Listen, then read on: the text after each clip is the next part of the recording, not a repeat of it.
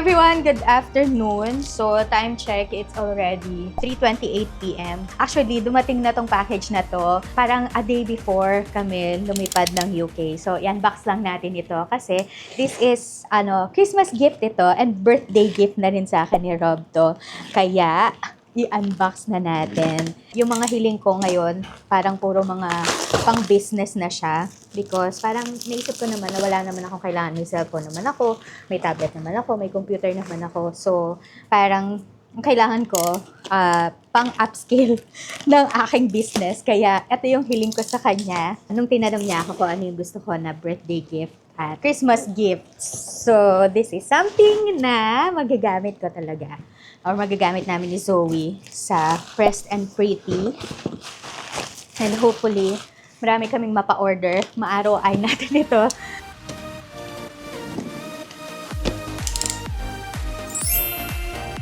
Ito yan. So, meron ako ditong gold foil. Meron ding silver foil. So, well, for sure, malalaman niya na kung ano to. Kasi yan, may mga tools ako dito. But I think I have to wait for him bago ko siya magamit. Kasi, kailangan pa to ng siguro i-assemble and i-calibrate. So, pero excited ako kasi this is something that I'm praying for before. Kasi nga, gustong-gusto ko talaga na mag-foil ng mga projects. So, ayan, naananin nyo na ba yan? Na huhulaan nyo na ba kung ano ito at kung para saan ito? There you go. Yeah. Okay, so tabi ko lang muna to kasi baka mamaya kailanganin natin yung mga yan. But, let's continue to unbox this. Yan na siya! Oh my gosh. So, kailangan ko talaga si Rob kasi hindi ko nga siya alam kung paano siya i-assemble. But here is my new baby! Sana siya, gumagana siya. Pero, eto na yun. Hot foiling stamp or hot foiling stamping machine. So, ito yung tawag dyan. And, look at that! How pretty it is! So, hintayin lang natin si Rob na dumating tapos i-assemble natin ito. So, meron lang ako mga tinatapos na mga commercial licenses. So, yung mga commercial licenses ito ay para doon sa Graceful Homeschooling na Advent Calendar kasi magre-release kami ng Advent Calendar this year pero digital lang to. Hindi pa ito yung physical na Advent Calendar but malay nyo next year mag-release tayo ng talagang Advent Calendar ng Graceful Homeschooling. Ang mangyayari ay parang from December 13 to 24 magra-run yung Advent Calendar. So everyday meron tayong re-release na mga commercial licenses and then pwede nyo yung bilhin, pwedeng bilhin ng public yon. So hindi lang ito for Graceful Homeschooling Class Community pero open ito for public. So it's another public sale.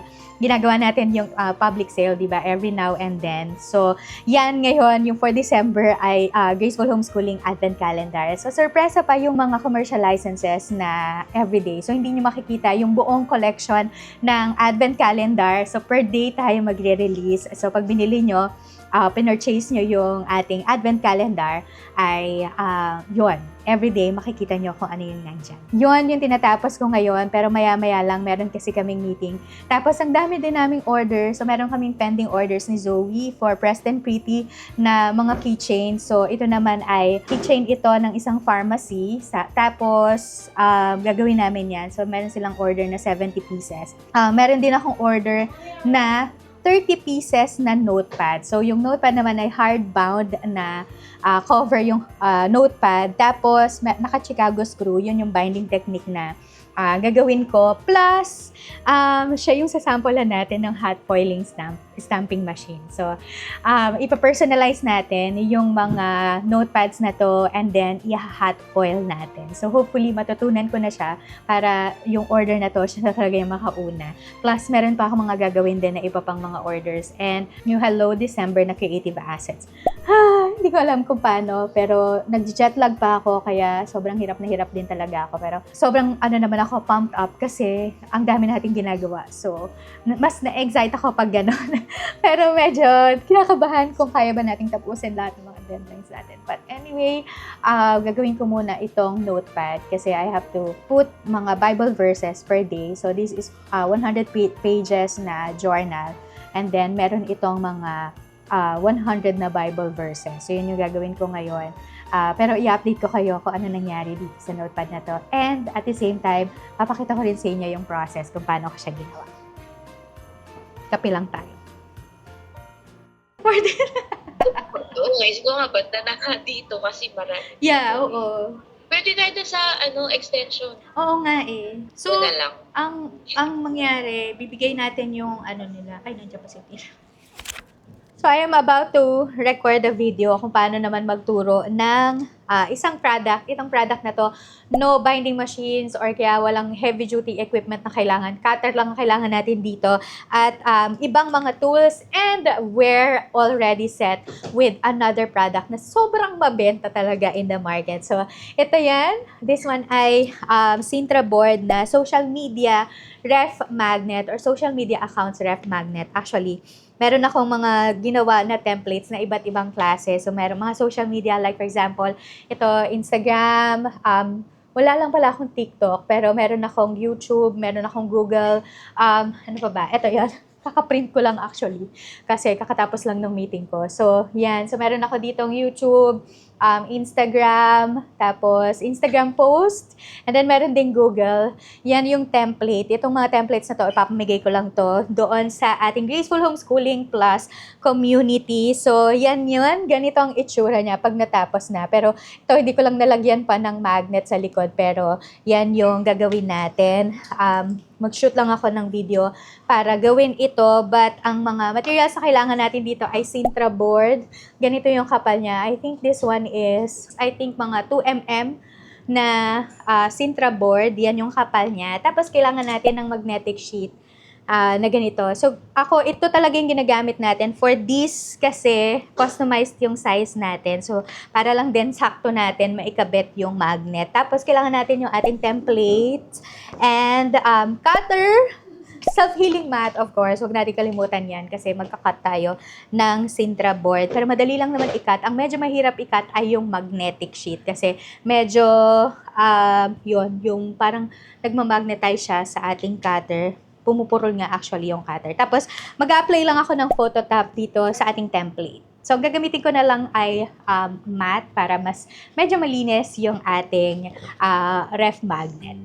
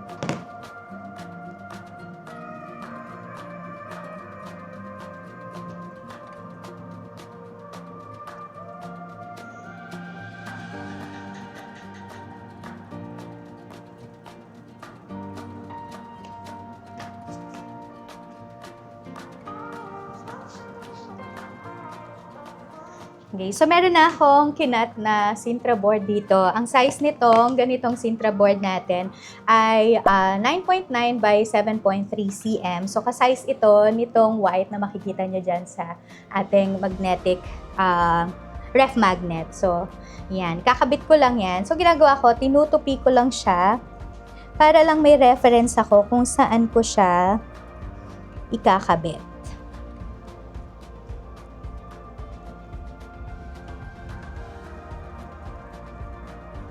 Yan. Tapos, ipipeel off lang natin to para maikabit natin itong ating ref magnet.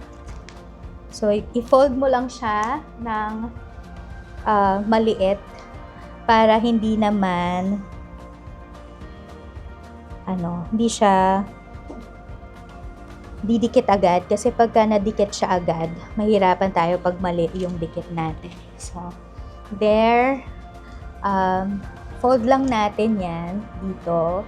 Pwede kang gumamit ng kahit anong tool para lang i-flatten out ito at yung mga gilid-gilid niya.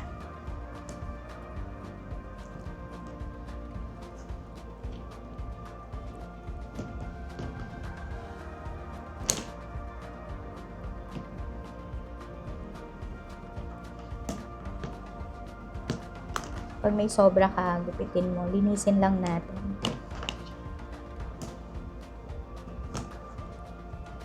Hanggang sa i-fold na natin lahat ng nandito. Okay, so, yeah. Ang easy lang, diba? So, ngayon, lalagyan natin siya ng ating magnet. So, yung magnet natin, litan lang natin ng size. Litan lang natin ng size para meron tayong reference.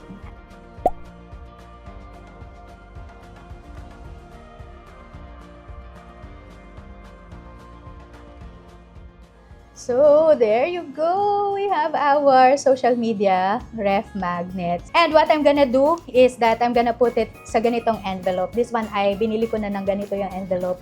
Tapos, saktong-sakto siya dyan sa envelope natin. So, pagka yan, marireceive nila, diba? Sobrang thoughtful nung ating regalo pag ganito yung ginawa natin. Hi everyone! So today ay meron akong product creation class maya-maya at 3 o'clock. So sa product creation class, nagtuturo ako ng iba't ibang klaseng mga either isang product or kaya naman ay isang binding technique. So today, ito yung pag-aaralan namin. Yan, ang ganda diba? So, ito yung ituturo ko sa kanila kung paano siya ginagawa. So, ngayon, nagpe-prepare lang ako ng mga materials na kailangan namin para at least mamaya nakaayos na. Tapos, ipapadding glue ko na din yung inside pages kasi it takes time talaga. Kailangan na-cure yung ating padding glue. So, pag nag-padding glue tayo, kailangan kinukure natin siya. So, para hindi siya magkakalas-kalas. So, ito yung gagamitin natin na binding technique para lang ma-accommodate natin yung mga classmates natin or yung mga students na wala pa silang thermal binding machine. Pero pwede din kayong gumamit ng thermal binding machine if you want, kung meron kayo available. Isa din yun sa mga tinuturo ko sa Papers to Profit. So, magbabind lang tayo or magpapadding glue tayo nito. Kailangan ko lang itong inside pages natin. Tapos, meron ako ditong mga scrap na mga chipboard. So, gagamitin ko din ito. Make sure lang na tama yung orientation ng ating ng ating pagdidikitan or else ay maikakabit natin sa kabila. So, ang ginagawa ko lang dito ay naglalagay lang ako nitong ating chipboard para mas stable siya mamaya pag pinading glue natin siya. Pero make sure lang din na pantay talaga sila kasi mahirap na ulitin pa natin yung pag-glue natin or mahihirapan na tayo pag hindi talaga siya pantay-pantay. So, huwag kayong magmamadali kapag nag-create kayo ng products kasi mas mahirap yung magkaroon tayo ng mistake. Anyway, nandito yung mga kids kaya medyo maingay. Kailangan ko lang siyang mapantay. Tapos, gumagamit ako nitong woodworking clamp para lang ito yung magsilbi na hahawak doon sa ipapadding glue natin. So, pwede din kayong gumamit ng mga paper clips kung meron kayong mga paper clips sa bahay. Basta, ma-make sure nyo lang na talagang siya, pantay sila. Tapos, meron ding notepad na board na tinatawag. Pwede nyo din yung gamitin. So, yan. Ngayon, ang gagawin ko lang ay ika-cut-cut itong mga gilid-gilid or itong pinaka-spine natin para mas kumapit yung ating glue. Pero pag sa mga notepads, hindi ko na ginagawa to kasi makikita yung mga cut-cut natin. Pero pag halimbawa thermal binding or parang book type yung gagawin natin. So, yun pa din. Ginaganto ko siya para lang kumapit yung ating glue. Okay, so ngayon, gamit lang tayo ng padding glue. Gamit lang ako ng spatula. Pero pwede din naman na kamay na lang, daliri lang kasi Mas madali din yung para sa akin. So, pwedeng, tapos mas spread out mo pa evenly pag ang gamit mo yung finger mo lang. Don't worry na lumagpas-lagpas ng onte. Pero make sure na makakover natin. So, yan, ganyan lang. Mas madali pa siya actually. Mas nakakontrol natin yung dami at yung spreading out niya. So, make sure na makakover natin lahat ng mga pages para hindi magkakalas-kalas. So, pwedeng gawin nyo yung first coat nyo. After 3 minutes, balikan nyo siya. Tapos, i-coat nyo ulit siya. Kung hanggang sa maging confident kayo na hindi na siya talaga bibitaw. Inuna ko lang to kasi para mamaya hindi na kami magtagal pa. Yung pinaka-cover na lang yung pag-aaralan namin. Yan, I think that's perfect. So, i-cure lang natin yan. Tabi lang natin siya dyan. Itong mga gamit natin ay pwede din natin yung lagay dyan muna. Para naman makapagligpit-ligpit at maiayos ko yung mga kailangan natin.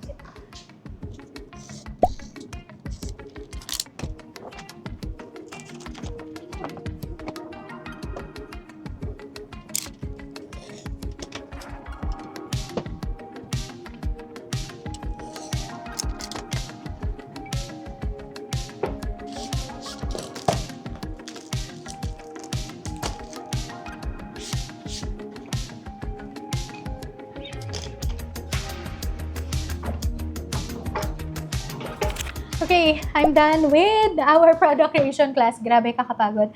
Pag product creation kasi, talagang nag-create ng mga products. Nag-take time talaga ako para lang din maituro ko ng tama yung mga products na gagawin namin for that particular class. So, today, ito yung ginawa namin. Napakita ko na to kanina, no? Pero, yan. So, ito yung tinuro ko sa kanila.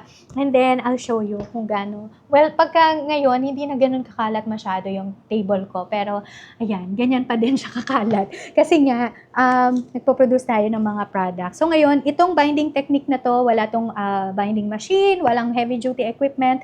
Kailangan lang natin yung padding glue. And then, some mga basic tools lang and materials ang kinailangan natin para makapag-produce ng ganitong product. Diba? Imagine niyo yon. Itong mga to, hanap lang natin to sa mga stationery shops. Pero ngayon, kaya-kaya na natin siyang gawin dito sa bahay. Okay? Magliligpit-ligpit lang ako ngayon dito sa HQ kasi to give way naman, so liligpitin ko yung table to give way sa mga orders na kailangan kong tapusin at gawin ngayon. So, yun, gagawin ko na sila kasi yung business partner ko natutulong pa, so may jet lag pa siya. Pero, yan, gagawin ko na siya ngayon, maya-maya, pagka naligpit ko na tong table. Pero meron pa akong ayusin kasi tomorrow i-release na yung Christmas Advent Calendar ng Graceful Homeschooling. So excited ako doon. First time natin ginawa to in history ng Graceful Homeschooling. So magre-release tayo ng Advent Calendar wherein every day meron tayong dinadrop na mga commercial licenses. So aabangan. Ito yung mga aabangan nyo kasi nagpa-price drop tayo sa mga commercial licenses natin. So halimbawa, kung gusto nyo na makakuha o makabili ng template ng Pray Everyday, so sa ganito natin, sa public sale natin ginagawa yan, binebenta yung ating mga templates. So, abangan nyo yan palagi dyan sa ating community. Kaya, mag-follow na kayo sa Graceful Homeschooling page din para hindi nyo na may miss yung mga ganong pakulo natin sa ating page. Anyway, magliligpit na ako. Kailangan na mag-start ng aking order. So, gawin ko lang to. Magligpit lang ako.